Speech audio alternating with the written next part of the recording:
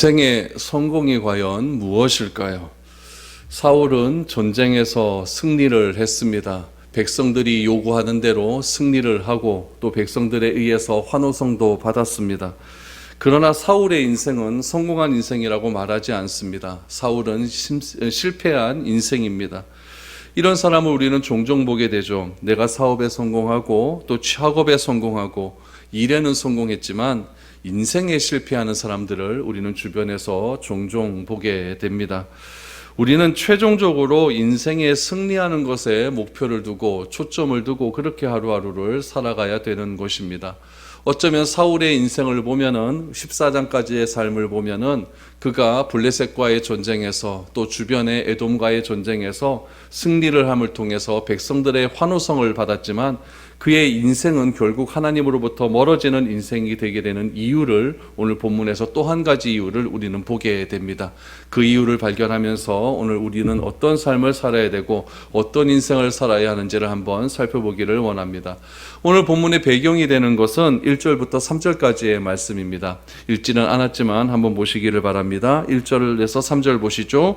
사무엘이 사울에게 이르되 여호와께서 나를 보내어 왕에게 기름을 부어 그의 백성 이스라엘 위에 왕으로 삼으셨은즉 이제 왕은 여호와의 말씀을 들으소서. 만군의 여호와께서 이같이 말씀하시기를 아말렉이 이스라엘에게 행한 일 곧 애굽에서 나올 때에 길에서 대적한 일로 내가 그들을 벌하노니 지금 가서 아말렉을 쳐서 그들의 모든 소유를 남기지 말고 진멸하되 남녀와 소아와 젖먹는 아이와 우양과 낙타와 나귀를 죽이라 하셨나이다.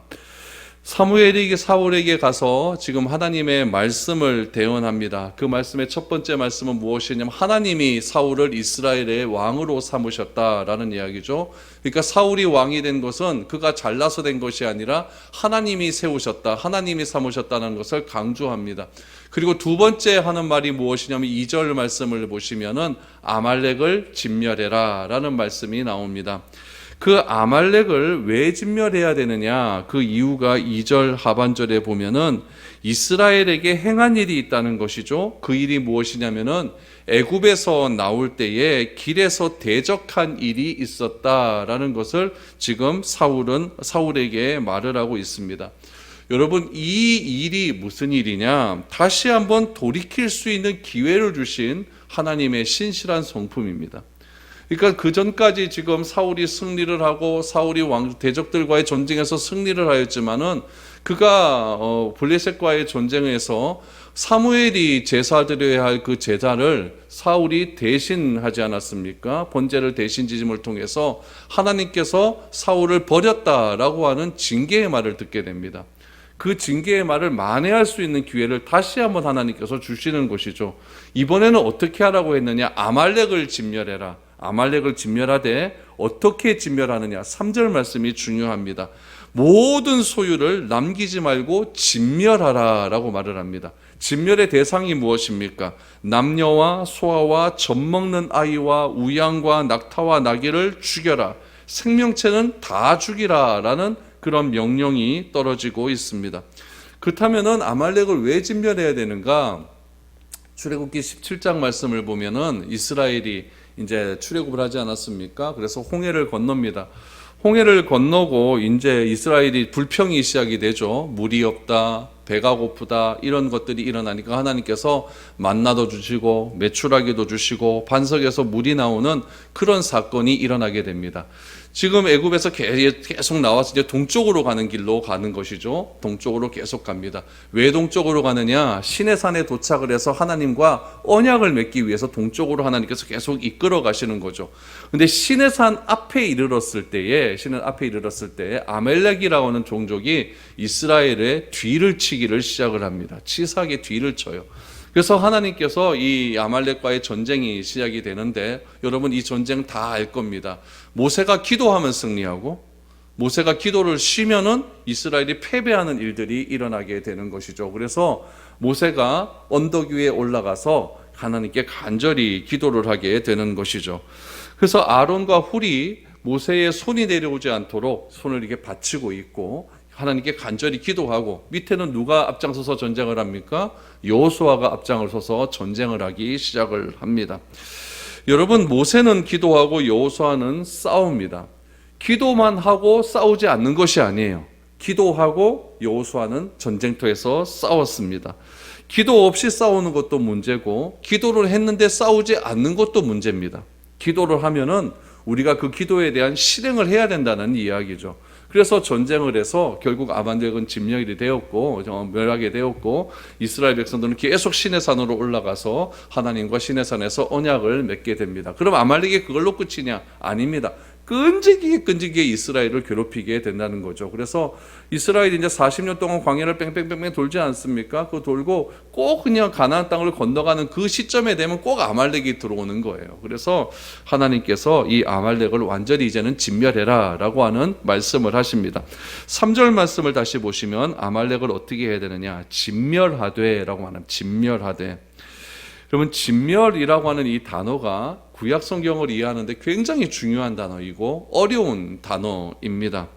그러면 진멸이라고 하는 단어, 이 진멸이라고 하는 느낌이 어떻습니까? 굉장히 좀 잔인하다는 느낌이 들지 않습니까? 특별히 하나님께서 이 진멸하되라고 하는 말을 사용하시면서 누구를 진멸하느냐 이렇게 말해요. 남녀와 소아와 젖먹는 아이까지 진멸하라 그럽니다. 전쟁하다가 군인들 죽이는 걸 오해하겠습니까? 그런데 요즘 전쟁에서도 여자와 아이 죽이는 것은 이거는 굉장히 비인도적인 행위로 이렇게 간주가 되거든요. 그런데 하나님은 어떻게 하시느냐? 소아와 젖먹는 아이와 여자까지도 다 죽여라 라고 말씀을 하고 있죠. 그래서 이 하나님의 어떤 구약 성경을 모르는 그런 사람들, 하나님을 믿지 않는 사람들은 이 진멸이라고 하는 단어를 가지고 굉장히 시비를 겁니다. 하나님이 뭐가 사랑이 맞느냐, 이렇게 아이들까지 다 죽이고 젖먹는 아이까지 죽이는 그 하나님이 뭐가 사랑이 맞느냐라고 이렇게 반문하는 경우도 있습니다. 그렇다면 이 진멸이라고 하는 의미가 무엇일까요? 이 진멸이라고 하는 의미를 잘 알아야 이 뒤에 말씀이 15장 말씀이 우리가 해석이 되어집니다. 진멸이라고 하는 단어는 여러분 경리하다, 파괴하다라고 하는 말이 있어요. 경리하다, 파괴하다. 거기에 또 하나의 단어가 있는데 봉헌하다라는 말이 있어요. 봉헌하다. 그럼 봉헌이라는 것은 하나님께 드리다라고 하는 표현 아닙니까? 그러니까 이 진멸하다라고 하는 말이 파괴하는 말도 있고 그거와 정반대인 봉헌하다라고 하는 말도 있습니다. 이 파괴하다, 봉헌하다라고 하는 말에서 여러분 이 히브리어 뭐가 나오냐? 헤렘이라고 하는 말이 나옵니다. 헤렘이라고 해요. 진멸이라고 하는 것을 헤렘이라고 말을 합니다. 그러니까 여러분 이 헤렘이라고 하는 말에서, 진멸하다라고 하는 말에서 거룩한 전쟁이라고 하는 말이 등장을 하게 됩니다. 이스라엘이 가나안 땅에 들어가서 가나안 땅에 있는 모든 백성들을 하나님께서 뭐 하라고 하셨냐면 헤렘하라고 하셨어요. 진멸하라고 하셨어요. 쌍그리 다 없애라고 하셨습니다. 이 말은 다 없애라라고 하는 말의 의미도 있지만 또 무슨 의미가 있다고요? 봉헌해라, 봉헌하다라고 하는 그런 의미도 있다는 이야기죠. 그래서 이 진멸이라고 하는 단어를 통해서 모든 것을 죽인다라고 하는 그 말에만 우리가 주목을 하는데, 여러분 또 하나 주목해야 될 말이 뭐라고요? 봉헌하다라고 하는 말에 주목을 해야 됩니다. 그래서 이 봉헌하다라고 하는 것은 원래 하나님의께로 되돌린다라고 하는 의미가 있거든요. 되돌린다. 그러니까 헤렘이라고 하는 단어 때문에 우리가 구약을 읽는 우리에게 조금 힘든 부분이 있지만, 이스라엘 백성들이 출애굽하는 목적은 무엇이냐면은 가나안 백성을 진멸하는 데 있는 겁니다. 가나안 백성들을 다 죽이는 데 있는 거예요. 또 하나는 가나안 백성들을 하나님께 봉헌하는 데, 가나안 땅을 봉헌하는 데 있다라고 하는 말을 여러분 꼭 기억하셔야 됩니다. 그러니까 하나님께서 우리를 이 땅에 불러내신 이유는 무엇이냐면은 이 땅에서 발생하는 여러 가지 죄의 가치와 적당하게 타협하라는 의미가 아니라 죄와는 완전히 진멸해야 된다, 완전하게 봉헌해야 된다라고 하는 그런 의미가 담겨져 있는 것이죠. 그래서 우리를 하나님께서 먼저 불러주신 이유는 무엇이냐면 이 땅의 죄를 정복하는 데 있는 겁니다. 이 땅의 죄를 진멸하는 데 있다라는 이야기죠. 그래서 하나님께서는 사울에게 말을 하죠. 이 땅의 죄로 대표되는 아말렉을 완전히 진멸해라. 그래서 그 아말렉이라는 하는 모든 것들을 하나님께 봉헌해라, 되돌려라 라고 하는 그런 명령을 내리십니다. 그러면은 사울이 이 명령에 준행해야 되는 거예요. 왜냐하면 1절에서 말씀하신 대로 이스라엘의 왕 사울은 누가 세우셨기 때문에? 하나님이 세우셨기 때문에 하나님의 말씀을 들어야 되는 겁니다. 그렇다면 사울이 이 아말렉과의 전쟁에서 어떻게 했느냐? 승리를 하긴 했습니다. 해갖고 자기의 기념비를, 그 아말렉과의 승리의 기념비를 딱 하나 세워놨어요. 근데 문제는 무엇이냐? 7절 하반절을 보시죠. 사울이 하윌라에서부터 에고박 술에 이르기까지. 하윌라에서 에고박 술이라는 것은 이 아말렉이 차지하고 있는 그 땅 전체를 이야기하고 있는 거예요. 그 땅에서 아말렉 사람을 쳤습니다. 아말렉 사람 왕 아각을 사로잡고 칼날로 그의 모든 백성을 진멸하였으되 사울과 백성이 아각과 그의 양과 소의 가장 좋은 것 또는 기름진 것과 어린 양과 모든 좋은 것을 남기고 진멸하기를 즐겨 아니하고 가치 없고 하찮은 것은 진멸하니라 라고 말합니다. 하나님은 아말렉과의 전쟁을 하면서 모든 것을 진멸하라고 했어요. 구체적으로 말씀해 주셨습니다. 남녀, 아이, 젖먹는 아이까지 다 진멸하라고 했어요. 근데 여러분 여기서 8절 말씀을 보시면은 남겨놓은 것이 있습니다. 누구를 남겨놓았냐면은 아각 왕. 그러니까 아말렉 왕 아각이라고 하는 사람이 있는데 그 사람을 사로잡았다라고 말을 합니다. 왜 남겨놓았을까요?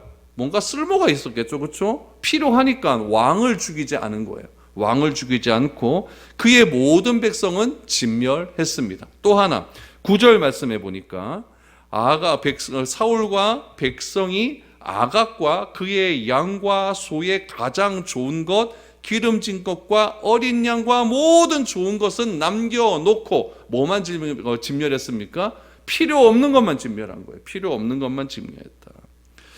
여러분 진멸의 목적은 죽이는 것에도 있지만 뭐에도 있다고 그랬죠? 봉헌하는 것에 있다고 말씀을 드리지 않았습니까?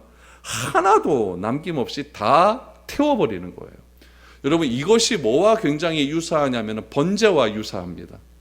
번제는 뭐냐면은 하나님께 드려진 제물을 하나도 남김없이 다 태우는 데 있는 거예요. 여러분 이것처럼 여러분 비상식적인 제사가 없는 거예요. 여러분 이 제사의 목적은 무엇이냐면 하나님과의 관계 회복이고 이웃과의 관계 회복입니다. 그러면은 우리가 하나님과의 관계 회복을 통해서 제물을 갖고 와서 그 제물을 태웠으면은 여러분 그 남은 것은 가지고 이웃과 파티하면 관계 회복되잖아요. 우리가 뭐 사이가 좀 안 좋고 그러면 밥 먹자 가자, 밥 먹자, 밥 먹고 풀자 이러지 않습니까? 그러니까 파티를 하면 되는 거예요. 그런데 하나님은 어떻게 했냐? 다 태워서 없애버리라고 말을 합니다. 우리의 상식과는 맞지 않는 행동을 하나님께서는 우리에게 명령하고 있는 거죠. 이건 뭐냐면은 모조리 죽여서 원점에서 다시 시작하자는 이야기입니다. 번제는 그런 의미예요. 이것이 우리를 힘들게 하는 거예요. 좀 남겨놨다가 좋은 것은 내가 필요할 때 쓰면 되는데 하나님은 그거 필요 없다. 쌍그리 다 태워라 라고 말을 하고 있는 것이죠. 가장 비효율적이고 가장 잔인해 보이는 것으로 우리에게 명령하고 있는 겁니다. 여러분 하나님께 내가 드린다라고 하는 것은 내가 생각하기에 좋은 것 남겨두고 하찮은 것, 가치 없는 것 버린다 이런 의미가 아닙니다. 그런 의미에서 예배는 무엇이냐? 내 전부를 드리는 행위입니다.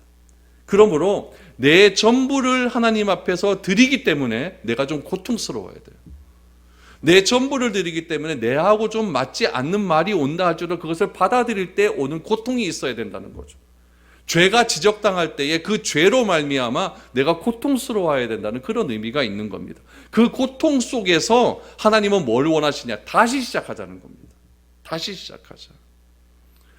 사울은 아말렉과의 전쟁을 통해서 하나님께서 다시 시작하기를 원하는 거예요. 그러니까 지난번에 블레셋과의 전쟁에서 번제 네가 드린 거 그거 내가 잊어버려 줄게.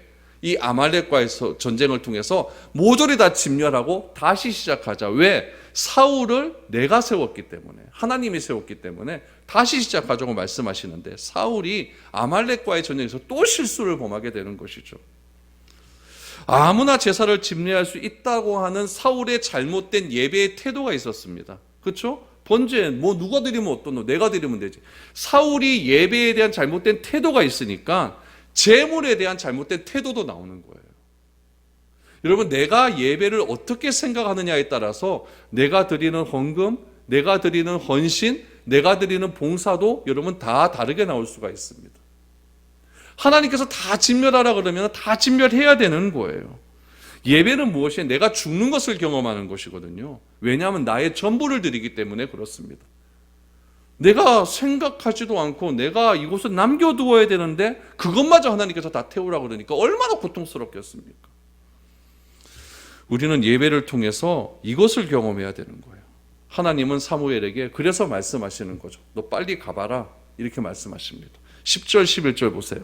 여호와의 말씀이 사무엘에게 임하니라 이르시되 내가 사울을 왕으로 세운 것을 후회하노니 그가 돌이켜서 나를 따르지 아니하며 내 명령을 행하지 아니하였음이니라 하신지라. 사무엘이 근심하여 온 밤을 여호와께 부르짖느니라. 여러분 10절 11절 말씀은 하나님이 하신 1절 2절 말씀에 정반대되는 이야기입니다. 1절에서는 하나님께서 내가 너를 사울을 세웠다. 그러나 10절에서 뭐라고 말하면 11절에서는 내가 사울을 왕으로 세운 것을 후회한다. 2절에서 하나님께서 해렘해라 다 진멸해라 명령하셨는데 지금 사울은 명령을 행하지 않았다라는 말을 들었을 때 사무엘이 어떻게 했느냐. 근심하여 온 밤을 여호와께 부르짖었다. 무슨 말일까요? 울면서 통성기도했다는 말 아니겠습니까? 하나님께 간절히 기도한 겁니다. 여러분 이스라엘 백성들이 그렇게 요구한 왕이 변질하기 시작됩니다. 변하기 시작합니다. 그럼 왜 변했을까요? 그 변한 이유를 17절에서 19절에 이렇게 소개를 합니다. 왜 변했을까요? 사무엘이 이르되 사무엘이 이제 사울에게 간 겁니다. 너 왜 그랬어? 그렇게 얘기하는 거죠. 뭐라고 하는가 보십시오. 사무엘이 이르되 왕이 스스로 작게 여길 그때에 이스라엘 지파의 머리가 되지 아니하셨나이까. 여호와께서 왕에게 기름을 부어 이스라엘 왕을 삼으시고 또 여호와께서 왕을 길로 보내시며 이르시기를 가서 죄인 아말렉 사람을 진멸하되 다 없어지기까지 치라 하셨거늘 어찌하여 왕이 여호와의 목소리를 청종하지 아니하시고 탈취하기에만 급하여 여호와께서 악하게 여기는 일을 행하였나이까 라고 말합니다. 왜 변질됐다고 이야기합니까? 사무엘은 이렇게 이야기합니다. 작게 여길 때에, 그러니까 사울이 자기 스스로를 작게 여길 때에 하나님께서 왕으로 삼으셨다는 이야기죠. 그러니까 작게 여기던 사람이 내가 커졌다라고 생각하면 변질된 겁니다. 올챙이적 생각을 못하면 변질되기 시작하는 거죠. 사울을 왕으로 세울 때에 이스라엘 중에서 가장 작은 지파인 베냐민 지파 사람으로 하나님께서 왕으로 세우지 않았습니까? 그럼 여러분 왕으로 선출했으면 뭘 해야 됩니까? 취임식을 해야 됩니다. 취임식 하려고 딱 해놨더니 이 사울이 없어요. 어디에 숨었습니까? 이스라엘 백성들이 취임식하기 위해 다 모였는데 모였을 때 그냥 온 것이 아니라 그 진보다리 들고 왔을 것 아닙니까? 캐리어 끌고 왔을 거 아니에요. 캐리어를 얼마나 많이 쌓아놨더니 그 사이에 숨은 거예요. 그 사이에 숨은 거죠. 진보다리의 사무에 숨은 거예요. 그 정도로 사울은요 작게 여겼던 사람입니다. 나 같은 사람이 어떻게 왕이 될 수 있는가 작게 여겼던 사람이죠. 그렇게 작게 여겼던 사람의 손에 뭐가 들어갑니까? 권력이 들어갑니다. 권력을 행사하다 보니까 처음부터 자신이 어떻게 생각해요? 나는 처음부터 작게 여긴 사람이 아니라 처음부터 나는 권력에 의해서 택함을 받은 사람이다. 이렇게 생각 들기 시작하는 거예요. 이게 교만입니다. 여러분 우리가 늘 기억하고 마음속에 다짐해야 할 것은 여러분 첫 하나님을 만났을 때 그 생각을 놓치면 안 된다는 이야기예요. 내가 주님을 처음 만났을 때 그 마음을 잊지 않으려고 애를 써야 됩니다. 그걸 잊어버리면 저 같은 사람은 어떻게 되지 않습니까? 하나님께서 나를 목사로 세우려고 나를 선택했다. 이렇게 생각해버려요. 그럼 끝입니다.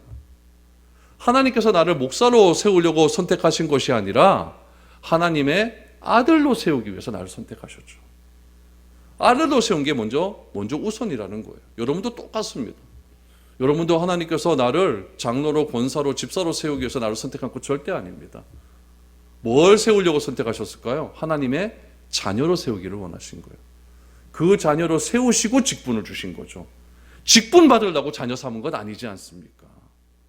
하나님께서 사울을 왕으로 세우는 왕으로 삼으려고 그를 선택한 것이 아니라 먼저 선택한 것은 그의 자녀 삼으려고 먼저 선택하신 거예요. 이 순서가 막 헷갈리게 되면요, 여러분 굉장히 어려워지게 되는 거죠. 그러니까 사울이 생각하는 거예요. 사울이 그의 마음 가운데 권력이 딱 들어오니까 하나님께서 나에게 권력을 주시려고 나를 선택했구나. 그러다 보니까 내 마음이 막 교만해지기 시작하는 것이죠. 그러다 보니까 작게 여기다가 크게 여겨지기 시작하니까 사울의 마음속에 뭐가 들어왔을까요? 탐욕이 들어오기 시작하는 거예요. 그래서 자기가 갖고 싶은 것, 좋은 것 자기가 갖고 좋은 것 숨겨놓고 하나님께 뭘 내놨습니까? 하찮은 것만 내놓지 않습니까?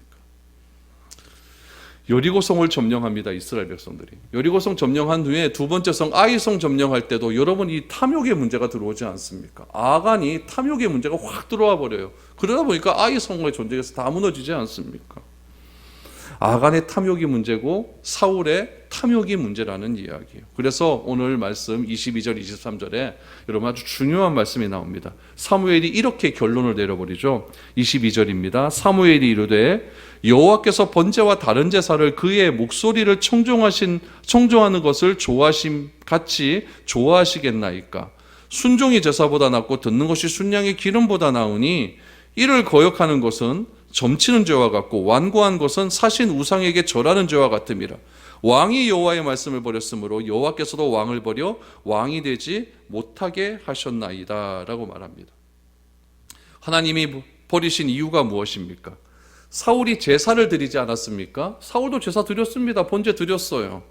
그러나 그의 중심은 하나님이 받으시는 제사는 아니었다는 이야기죠.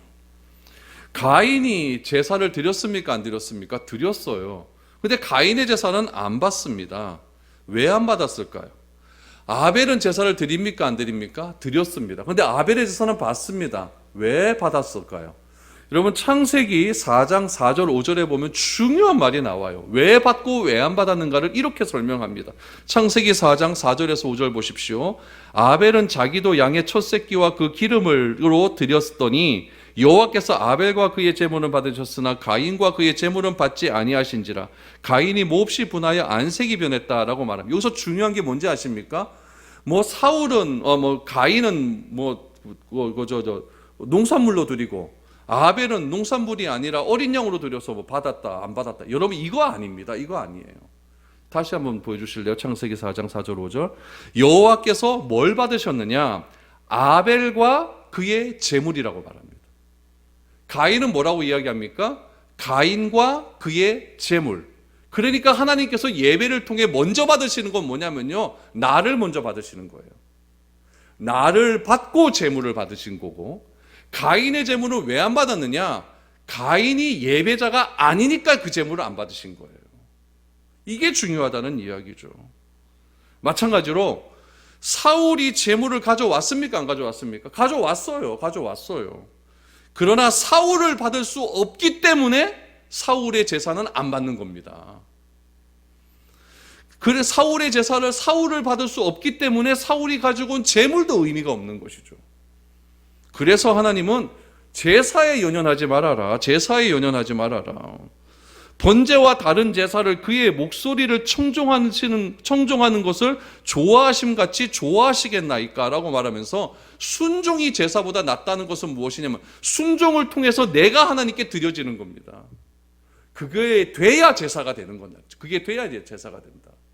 그러니까 내가 하나님이 예배로자로서 드리기에 합당해야 내가 드리는 예배가 되는 것이고 하나님이 받으시기에 합당한 예배가 되는 것이지, 나는 예배자가 아닌데 그냥 이 자리에 와서 예배 드린다. 그건 가인하고 똑같은 거예요. 그래서 하나님께서는 제사 거기에 연연하지 말아라. 그러나 제사는 중요하겠죠. 그러나 그보다 더 중요한 건 무엇입니까? 하나님의 말씀을 청종하고 듣는 것과 순종하는 것을 더 강조하시는 겁니다. 청종하는 것은 뭐냐? 듣는 것입니다. 내가 하나님 말씀대로 순종한다는 것은 그 말씀을 들었다라는 거예요. 우리가 애한테 뭐 하나 시키면요, 뭐 좀 해래 그러면은 그 아이가 그 시킨 것을 하는 것이 듣는 것 아니겠습니까? 내가 시켰는데 그걸 안 해요. 그러면 안 듣는 겁니다. 그렇죠? 하는 것이 듣는 거예요. 그래서 하나님께 순종한다라고 하는 것은 먼저 우선되는 것은 먼저 들어야 되는 거예요. 듣고 그 말씀을 내가 이해하고 이해한 것을 실행에 옮길 때 들었다라고 말하는 거죠. 그 총체적인 것을 뭐라고 이야기하냐면 순종이라고 이야기하는 겁니다. 그게 될 때 제사가 의미가 있는 거예요.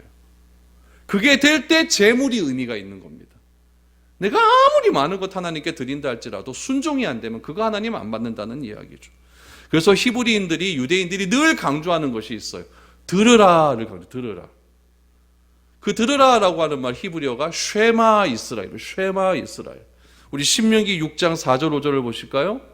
이스라엘아 들으라. 우리 하나님 여호와는 오직 유일한 여호와이시니 너는 마음을 다하고 뜻을 다하고 힘을 다하여 내 하나님 여호와를 사랑하라. 내 하나님 여호와를 사랑해야 됩니다. 그 사랑할 수 있는 방법은 먼저 해야 되는 건 뭐예요? 쉐마 이스라엘. 들어라. 들어라. 들어야 되는 건 뭘 들어야 되는 겁니까? 우리 하나님 여호와는 한 분밖에 없는 하나님이기 때문에 그 하나님을 섬기는 데 있어서 가장 중요한 것은 뭐냐면은 마음을 다하고 뜻을 다하고 힘을 다하여 주를 사랑하는 겁니다. 그 사랑함이 실천될 때 나는 하나님 말씀을 들었다라고 말을 할 수 있는 것이죠. 이게 중요한 것이죠. 그래서 하나님은 사무엘은 사울에게 말을 합니다. 듣는 것을 거역해서 순종하지 않는 것은 점치는 죄와 같다라고 말을 합니다. 점치는 것은 여러분 신명기에 보면 하나님 제일 싫어하는 것 아닙니까? 점치는 것. 또 하나 예배를 드린다고 해서 다 드린 것 아니지 않습니까? 그렇죠? 완고하고 고집 부리는 것은 지금 사울이 고집을 부리고 있어요. 다 죽이라고 그랬는데 뭐 안 죽이는 거예요. 사울이 고집을 부리는 것은 뭐냐? 사신 우상에게 절하는 것과 같다. 사신이라고 하는 말이 뭐냐면은 죽을 사자에다 신신자입니다. 죽은 신이란 뜻이에요.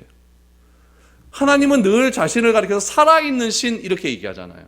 사신 우상, 죽은 신에게 절하는 것과 똑같다라고 하나님은 말씀하고 있는 겁니다. 그러니까 고집 부리면서 자기 뜻을 절대로 꺾지 않고 오로지 자기 생각만 옳다고 하는 사람은 죽은 신에게 절하는 것과 똑같다는 이야기입니다. 왜 이렇게 말할까요? 결국 이 고집은 나를 숭배하는 거예요. 나를 우상 숭배하는 겁니다. 왜 내 의견이, 내 말이 다 옳다고 생각할까요? 내 기준이 맞기 때문에 그렇습니다. 그래서 창세기 3장에 보면은 뱀이 인간을 유혹할 때 뭐라고 합니까? 너 이거 먹으면 하나님과 같이 될 수 있다. 이거 아닙니까? 하나님과 같이 된다는 것은 뭐냐면은 내가 절대 기준이 된다는 이야기예요. 내 기준이 최고다. 내 기준이 다 맞다. 내가 경험한 것이 다 맞다. 이것이 여러분 우상 아니고 뭡니까? 그러므로 우리 신앙생활이라는 건 뭐냐면은 내 기준이 맞았는데 하나님의 자녀가 되고 보니까 하나님의 기준이 맞는 거예요. 그래서 내 기준을 포기하는 생활이 신앙생활입니다. 그래서 결국에는 뭡니까? 내가 죽는 거예요. 내가 죽는 거예요. 그게 십자가를 지고 가는 삶이고 나를 부인하는 삶 아니겠습니까? 그러니까 그게 쉬운 것이 아니에요. 어려운 거예요. 어려운 거예요. 오늘 하나님은 이렇게 말을 합니다. 그랬기 때문에 하나님은 뭐하냐? 사울을 버렸다. 또 똑같은 말이 나옵니다. 사울을 버렸다. 버린 이유가 뭡니까? 듣지 않고 순종하지 않으니까 버리는 거예요. 아직 사울은 왕위에서 내려오지는 않았습니다. 여러분 이건 미래형이에요. 이제 곧 버려질 것이다. 그러나 사울이 하나님의 말씀을 버리지 않고 그 말씀대로 잘 살았다고 한다면 사울의 왕위는 영원히 지속되었을 것입니다. 특별히 여러분 오늘 본문 23절 말씀에 보면 버리다, 버렸다라는 말이 나오지 않습니까? 이 버리다라고 하는 동사가 사무엘상 8장 7절에서 나오는 동사와 똑같은 말입니다. 사무엘상 8장 7절에 보면 이렇게 나와요. 사무엘상 8장 7절 보세요.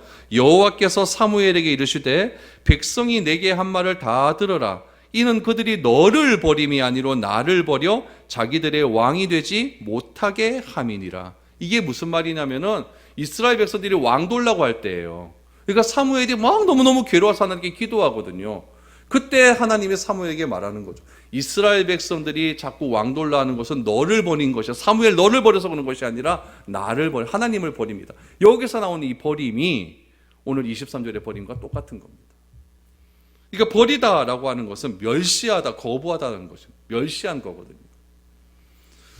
여러분 우리가 먼저 해야 될 것은 하나님 말씀을 잘 듣는 겁니다. 그러니까 잘 들으십시오. 딴 생각하지 말고. 잘 들어야 되는 이유는 무엇입니까? 하나님은 살아계시기 때문에 그렇습니다. 그 살아계신 하나님이 우리에게 말씀하는 것이 있습니다. 그건 뭐냐면은 내 마음과 목숨과 뜻과 힘을 다하여 하나님만을 사랑해라. 이 사랑이 우리 삶 가운데 실천되어질 때, 그 사랑이 우리 이웃에게 흘러나갈 때에 하나님은 우리들의 예배를 받으십니다.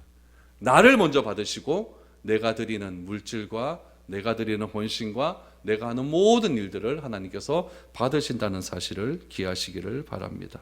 그것이 하나님의 말씀을 끝까지 붙는 일이고 나를 부인하는 길이고 나보다 주님이 더 귀하다고 말씀하는, 고백하는 그런 길임을 기억하시기를 바랍니다. 여러분 우리가 주님 앞에 서는 그날까지 나보다는 주님이 더 귀합니다. 라는 고백이 날마다 우리 입술에서 터져 나올 수 있는 그런 믿음이 넘쳐나기를 바랍니다. 그래서 나를 받으시고 내가 행하는 모든 것까지 받으시는 그 하나님께 참된 예배를 드릴 수 있는 저와 여러분들이 될 수 있기를 바랍니다.